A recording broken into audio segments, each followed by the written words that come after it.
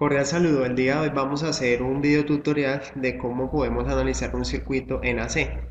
Especialmente vamos a trabajar este circuito que podemos observar en la imagen, en el cual tenemos dos bobinas y tenemos dos resistencias, y nos solicitan lo siguiente.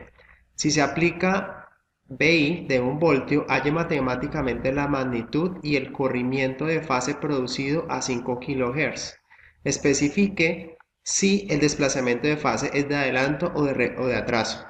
Realice la simulación donde se vea cada una de las señales solicitadas. Bueno, entonces vamos a comenzar con el ejercicio. Tenemos dos bobinas, dos resistencias, voltaje de entrada y voltaje de salida. Prácticamente el voltaje de salida está sobre la resistencia R2 y el voltaje de entrada nos lo están especificando acá que es de 1 voltio. Entonces, lo primero que vamos a realizar es cambiar el voltaje que está en el dominio del tiempo al dominio del fasor. Como observamos que el voltaje es 1 voltio a 5 kHz, podemos evidenciar que está en el dominio del tiempo. ¿Por qué lo vamos a pasar al dominio del fasor? Porque en el dominio del fasor es más fácil hacer los cálculos con señales variantes en el tiempo. Ahí podemos nosotros hacer los cálculos ya sea en coordenadas polares, que es la magnitud del vector y el ángulo, o en coordenadas rectangulares, en el cual se utilizan números complejos, en el cual se utiliza parte real y parte imaginaria. Para mayor facilidad, en este video tutorial vamos a hacer todos los cálculos en el dominio del fasor y en forma polar, o sea, vector y ángulo de la magnitud, ya sea el vector o la impedancia o la corriente. Entonces, para este ejercicio vamos a decir que el voltaje es pico. Entonces, debemos recordar que omega es la velocidad angular, es igual a 2pi por la frecuencia. ¿Qué quiere decir? Que dependiendo la frecuencia de entrada, vamos a tener diferentes velocidades angulares. La forma tradicional de una señal variante en el tiempo, en el dominio del tiempo, es igual a E de t, Bm, seno de omega t más o menos θ. Acá nos indica que estamos en el dominio del tiempo. E de t, en este caso es igual a 1 voltio que nos entrega el ejercicio, que es Bm, seno de 2pi por f es 5 kHz que nos entrega el ejercicio, por t más 0. En el ejercicio nos indica que existe algún tipo de desfasamiento, entonces acá este sería más 0 grados. Y al final, E de t sería igual a 1 voltio seno de 32.415.9 de t más θ. En este caso, pues más 0 grados. No hay ningún tipo de desplazamiento. Se convertirá la fuente al dominio del fasor.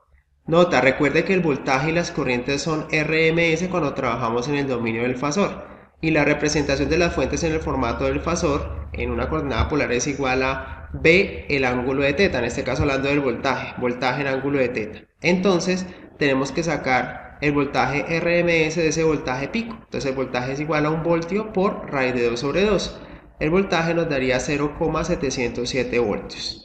Como no hay desfase del ángulo, sigue siendo 0. Entonces la fuente en el formato del fasor quedaría BI es igual a 0,707 voltios en ángulo de 0. Entonces ya tenemos aquí la representación en el dominio del fasor del voltaje de entrada. Continuando, comprobamos el voltaje de entrada. Entonces acá comprobamos que el multímetro está midiendo el voltaje RMS de la señal de entrada. Aquí fue configurado la amplitud de 1 voltio pico y la frecuencia 5 kHz, y observamos que el multímetro nos está marcando 706 milivoltios. Recordemos que 706 milivoltios es igual a 0,706 voltios. Entonces observamos que está en congruencia lo teórico y lo práctico. Continuamos entonces, comprobamos con el voltaje de entrada. Ya les había informado que recordemos que en un multímetro mide el voltaje RMS, en este caso medirá el 70,7% del voltaje pico. Entonces el 70,7% de 1 voltio es 706 milivoltios. Continuando, en la comprobación del voltaje de entrada debemos tener en cuenta que una cosa es el voltaje pico, otra cosa es el voltaje pico a pico. Entonces el voltaje pico que se está ingresando es 1 voltio. El voltaje pico a pico sería 2 voltios. El voltaje pico a pico se mide desde la punta de la cresta hasta la punta de la otra cresta que está en el semiciclo negativo. En este caso son 2 voltios pico a pico. Y en el voltaje pico a pico se mide desde 0 hasta, ya sea si es voltaje pico positivo, voltaje pico negativo. El voltaje pico positivo en este caso sería desde 0 hasta la cresta positiva, que sería 1 voltio. Y el voltaje RMS pues prácticamente es 70,7% del voltaje pico. Entonces se marcaría 0,707 voltios. Entonces ya tenemos aclarada esa situación. Ahora lo que debemos encontrar son las reactancias inductivas de las bobinas. Recordemos que la reactancia inductiva de la bobina se representa por X sub L, que es igual a omega por L, la velocidad angular por la bobina. Recordemos que las unidades de la bobina son en henrios. Entonces, en este caso, para hallar la reactancia inductiva de la bobina L1, podemos poner XL1 es igual a ¿qué? A 2 por pi por la frecuencia por 0,3 milihenrios. Esta reactancia nos da 9.42 ohmios. Recordemos que si cambia la frecuencia va a cambiar la reactancia inductiva de esa bobina. Ahora la podemos escribir como una impedancia si le incluimos el ángulo.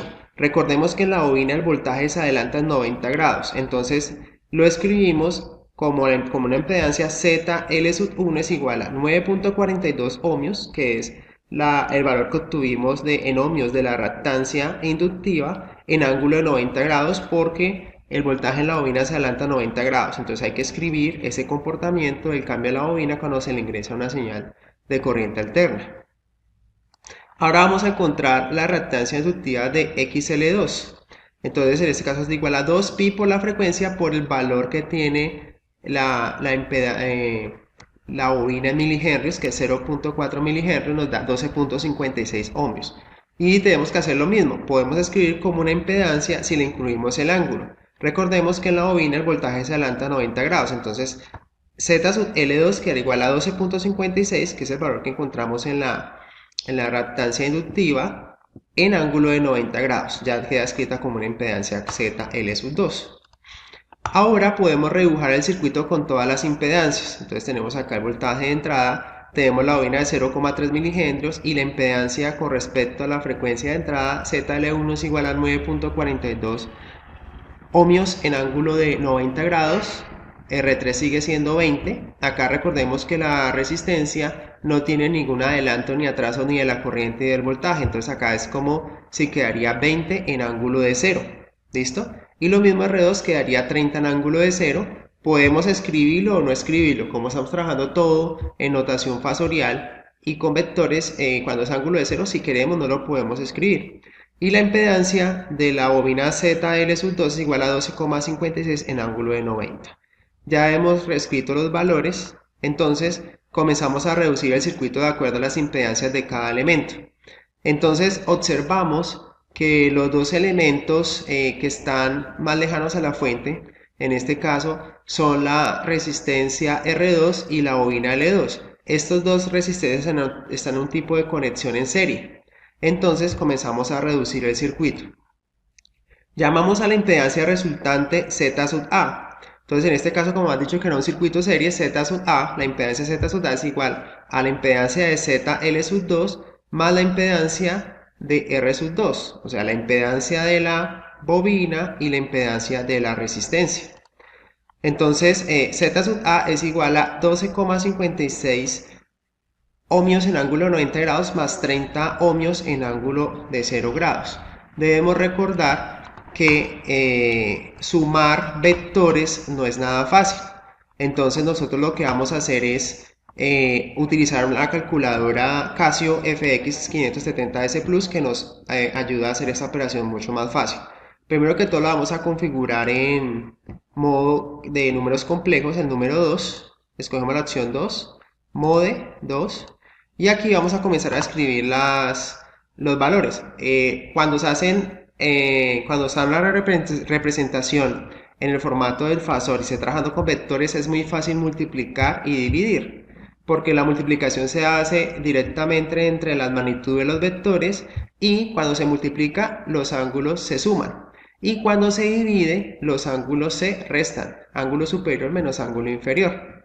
Entonces acá nos vamos a ayudar con la calculadora rápidamente para que ustedes vean cómo se hacen las operaciones. Entonces vamos a sumar estos dos vectores, Z sub A o estas dos impedancias, que sería 12,56 en ángulo sheet, acá el ángulo de ¿cuánto? De 90, más 30 grados en ángulo de 0 grados. Le damos igual y me da aquí la respuesta de la calculadora, me lo está dando en coordenadas rectangulares, yo lo puedo obtener en coordenadas polares. Entonces para ello vengo acá a la calculadora, le doy Shift Mode, voy aquí donde dice Complex, la 3, la opción 3, y escojo que el formato me entregue la respuesta en formato polar, entonces sería la opción 2. Y le doy igual y me da 32,52. Sí, acá lo tenemos, 32,53 se aproximó en ángulo 22,71. Entonces acá el ángulo de 22,71 grados y nos da el mismo resultado, entonces vamos bien. Ahora continuamos. Ahora redujamos el circuito. Esas dos resistencias que están en serie se convirtieron en Z sub A, que queda en paralelo con R sub 3. Y acá escribimos la impedancia Z sub A, que es 32,53 en ángulo de 22,71 grados. Ya teniendo esto claro, entonces observamos qué tipo de conexión están. Estos dos elementos, R sub 3 y Z sub A, están en una conexión tipo paralelo. Entonces tenemos que hacer la reducción en paralelo sobre esas dos impedancias. Ahora entonces llamamos a la impedancia resultante de estos dos elementos Z sub B.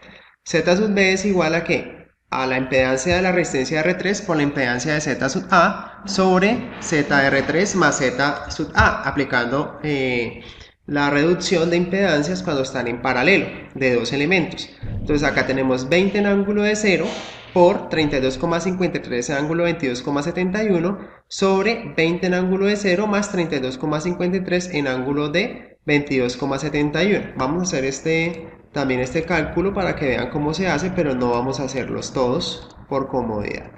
Entonces acá podemos abrir un paréntesis, 20. Si queremos podemos poner el ángulo de 0 o no lo podemos, o no lo colocamos.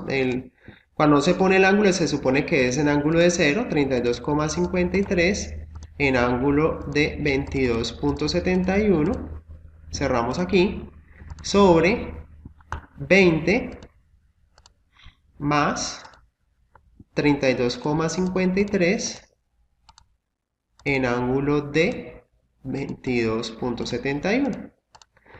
Le damos igual. Y aquí observamos que el resultado nos da 12,61 en ángulo de ¿cuánto? De 8,61 grados. Entonces esta nos da Z sub B. Entonces ya hemos encontrado la impedancia Z sub B. Redujamos nuevamente el circuito y esas dos resistencias que están en paralelo se convierten en Z sub B, que nos da 12,61 en ángulo de 8,61 grados. Y estas dos pues van a quedar en ¿qué tipo de conexión? Van a quedar en una conexión tipo serie de la impedancia ZL sub 1 con la impedancia Z sub B. Entonces seguimos haciendo la reducción.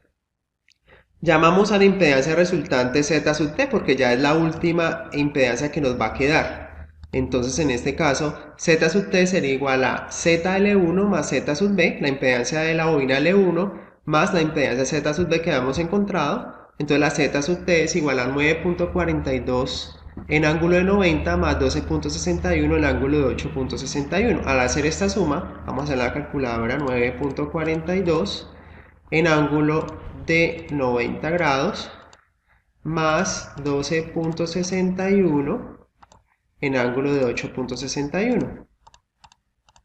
Y observamos que la respuesta nos da 16,83 ohmios en ángulo de 42,20 grados. Redibujamos nuevamente el circuito.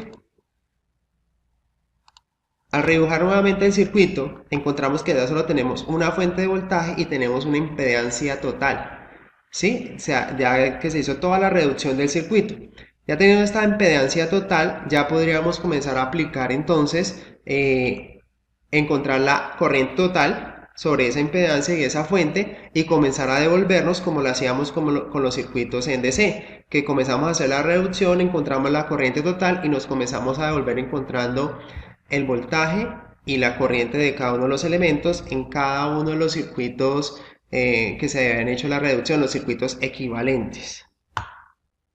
Entonces, comenzando con encontrar la corriente total del circuito, entonces ya que tenemos la impedancia total, se puede encontrar la IT aplicando la ley de Ohm. IT sería igual al voltaje de la fuente sobre la impedancia total. En este caso, IT sería igual a ¿qué? a 0,707 en ángulo de 0 sobre 16.83 en ángulo de 42.20 grados. Al hacer esta operación, pues vamos a hacer la calculadora rápidamente. 0.707, como es en ángulo de 0 no hay necesidad de ponerlo. 16.83 en ángulo de menos 40, perdón, de 42.20. Entonces esto nos da 0.042 amperios en ángulo de menos 42.2 amperios. Al pasar esto a miliamperios nos queda 42 miliamperios en ángulo de menos 42.20 grados. El siguiente paso es comenzar a devolvernos en cada uno de los circuitos equivalentes e ir encontrando los voltajes y corrientes de cada elemento. Entonces nos comenzamos a devolver y observamos que como la impedancia total se obtuvo de un circuito serie entre ZL1 y Z sub B, entonces se puede decir que la corriente que circula por ZT es la misma que circula por ZL1 y Z sub B. Entonces acá observamos que esta Z sub T vino del circuito serie entre ZL sub 1 y Z sub B. Por ende, la corriente que circula por Z sub T es la misma corriente que circula por estos dos elementos. Entonces, al hacer esto, pues ya tenemos IZL sub 1 es igual a 42 miliamperios en ángulo de menos 42.20 y Z sub B es igual a 42 miliamperios en ángulo de menos 42.20. Entonces acá aplicamos la ley de Ohm para encontrar el voltaje en ZL sub 1 y Z sub B. Entonces el voltaje ZL sub 1 pues va a ser la corriente que circula por esa impedancia por la impedancia. Vamos a hacer esta operación nomás. Sería por ejemplo 42 miliamperios, 42 exponente a la menos 3 en ángulo de ¿qué? De menos 42.20 por 9.42, que es el valor de la impedancia en ángulo de 90. Y nos da 0,395 voltios en ángulo de 47.8 grados, como lo observamos acá. Y el voltaje de Z sub B es igual a multiplicar la corriente de que circula por IZ sub B por Z sub B. Acá vemos la operación, sería 42 miliamperios por menos 42.20 por 12.61 ohmios en ángulo de 8.61 grados. Al hacer esta operación nos da 0,529 voltios en ángulo de menos 33.59 voltios. Como la Z sub B se obtuvo de un circuito paralelo entre ZR3 y Z sub A, entonces se puede decir que el voltaje que tiene Z sub B es el mismo que para ZR3 y Z sub A. Acá lo observamos, Z sub B vino del paralelo de estos elementos, entonces quiere decir que el voltaje que está en esta impedancia Z sub B es el mismo voltaje que está presente en R3 y Z sub A. Entonces al hacer esto, tenemos nosotros que el voltaje ZR3 es igual a 0,529, que es el mismo voltaje que está en Z sub B, y voltaje Z sub A es igual a 0,529 en ángulo de menos 33.59 grados.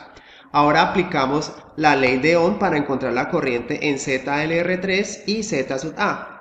Entonces acá al encontrar la corriente de ZR3 es igual al voltaje que está en esa impedancia sobre la impedancia. Entonces sería igual a 0,529 voltios en ángulo de menos 33.59 sobre 20 en ángulo de 0 grados. Resolvamos este primero rápidamente. Sería igual a 0.529 en ángulo de menos 33.59 sobre 20 en ángulo de 0. Como les dije, lo podemos poner o lo podemos obviar. Vamos a hacer el cálculo y la corriente nos da en este caso 26.45 miliamperios, pasando este valor a miliamperios en ángulo de menos 33.59. Lo mismo hacemos para encontrar la corriente que pasa por la impedancia Z sub A, es igual a voltaje en Z sub A sobre la impedancia. Hacemos la operación y nos da que IZ sub A es igual a 16.26 miliamperios en ángulo de menos 56.3 grados. Continuando entonces, seguimos al siguiente circuito equivalente. Este circuito equivalente que tengo al lado izquierdo, observamos que Z sub A se obtuvo ¿de qué? De la serie entre L sub 2 y R sub 2. Entonces estos dos están en serie. ¿Qué quiere decir? Que como Z sub A se obtuvo un circuito serie entre ZL2 y ZR2, entonces se puede decir que la corriente que circula por Z sub A es la misma que circula por ZL2 y ZR2. La corriente que circula por Z sub A es la misma corriente que circula por la bobina L2 y por la resistencia R2. Al hacer esto, entonces tengo que IZL2 es igual a 16.26 miliamperios en ángulo de menos 56.3 y IZR2 es igual a 16.26 miliamperios en ángulo de menos 56.3, porque pues esa es la corriente que circulaba por IZA como lo observamos aquí. Ahora aplicamos la ley de Ohm para encontrar el voltaje en ZL2 y ZR2. Entonces, aplicando la fórmula de voltaje es igual a corriente por resistencia, sería la corriente de ZL2 por ZL2. Entonces hacemos la multiplicación, solo hagamos la multiplicación de esta operación de arriba. Sería 16.26 miliamperios en ángulo de menos 56.3 por 12,56 en ángulo de 90 grados. Esta operación nos da 0.204 voltios en ángulo de 33.7 grados como lo observamos acá. Y el voltaje de la resistencia R2 es igual a la corriente que circula por esa resistencia por la impedancia de esa resistencia es igual a 16.26 miliamperios en ángulo de menos 56.3 por 30 ohmios en ángulo de 0 grados. Recordemos que la corriente alterna no afecta el funcionamiento de la resistencia. No se adelanta ni se atrasa el voltaje o la corriente en una resistencia cuando se le aplica una señal de corriente alterna, entonces por esa razón se pone 30 en ángulo de 0. Al hacer esta operación nos da 0.487 voltios en ángulo de menos 56.3 grados. Teniendo esto claro, entonces ya podemos aquí sacar una tabla de valores que hemos obtenido de los circuitos equivalentes y haciendo la reducción, tanto para L1, L2, R3 y R2. Tenemos aquí las impedancias, tenemos aquí los voltajes y tenemos aquí las corrientes. Esto básicamente pues ya es tomar los datos los cálculos que hemos hecho previamente para presentarlos digamos más amigable en una tabla. Ya teniendo todos los valores de voltaje y corriente, ya podemos como tal resolver el ejercicio. Entonces vamos a solucionar la pregunta 1. Si se aplica BI con 1 voltio, halle matemáticamente la magnitud y el corrimiento de fase producido a 5 kHz. Especifique si el desplazamiento es de fase o es de adelanto o de atraso. Entonces, por esa razón también lo hicimos el ejercicio de una vez en el dominio del fasor, los cálculos, y lo trabajamos en coordenadas polares. ¿Por qué razón? Porque nos están pidiendo acá la magnitud y el corrimiento de fase, o sea, el ángulo. Entonces, por esa razón también fue uno de los motivos de haber realizado los cálculos de esta manera. Ya teniendo claro eso, básicamente el voltaje de salida es el voltaje que está presente sobre la resistencia de R2, como lo observamos acá en el circuito. Todo lo que tenemos que verificar es cuánto es el voltaje de salida en R2 y cuánto es el desfase con respecto a la entrada entre el voltaje de BI y el voltaje de BO, que el voltaje de BO es el voltaje que está sobre la resistencia. Entonces aquí, para solucionar esta pregunta, se hace necesario establecer el desfase entre el voltaje de salida con respecto al voltaje de entrada. Para ello revisamos el desfase entre el voltaje R2 y el voltaje BI, lo que había mencionado anteriormente. Entonces, la solución a la pregunta 1. BI, recordemos que es 0,707 voltios en ángulo de 0 grados y el voltaje sobre la impedancia R2 es igual a 0,487 voltios en ángulo de menos 56.3 grados. Se puede evidenciar que como el ángulo es negativo, se puede decir que el desplazamiento de fase es de atraso. ¿Por qué razón? Pues ya lo vamos a verificar. Porque acá nos dio negativo, entonces lo podemos decir que es de atraso. Ya vamos a verificar por qué razón. Al compararlo con la simulación, pues aquí colocamos un osciloscopio, sea cual sea el simulador que utilicen, el osciloscopio pues van a poner un canal en la entrada y un canal en la salida. El canal A en este caso es el de la entrada, que es de color amarillo, y el canal B es azul, que va a ser la salida. Y vamos a comparar los voltajes y vamos a comparar el desfasamiento. Observamos acá que la señal amarilla, que es más grande, es el voltaje de entrada, y la señal de color azul, que es más pequeña, es el voltaje de salida. Acá lo que nos interesa más que medir el voltaje, porque ya lo hemos medido, es el desfasamiento. Entonces observamos aquí que tenemos la señal tiene un periodo de 200 microsegundos, la señal de entrada que es de 5 kHz. Se inició aquí y termina acá. Se mide ahí el periodo y también se puede medir la frecuencia. Y vamos a ver cuándo inició en este punto el voltaje de entrada y cuándo arrancó el voltaje de salida, que en este caso sería el voltaje sobre la resistencia R2. Medimos el tiempo, en este caso nos ayudamos con los cursores del osciloscopio y observamos que es 30 microsegundos la diferencia entre el arranque del voltaje de entrada y el voltaje en la resistencia. ¿Qué quiere decir? Que el voltaje en la resistencia arrancó 30 microsegundos después que el voltaje de entrada. Ese sería el desplazamiento. Acá está en tiempo. Entonces, para encontrar el ángulo aplicamos una simple regla de 3. Los 200 microsegundos, que es el periodo completo de la señal, que es equivalente a 360 grados, que es un ciclo completo. Y 30 microsegundos, ¿cuántos grados serán? Acá es una regla de 3 sencilla. Al aplicar esa regla de 3, lo podemos hacer acá rápido en una calculadora, que sería 30 microsegundos, 30 exponente a la menos 6 por 360 sobre 200 exponente a la menos 6. Recordad que microsegundos es por 10 a la menos 6.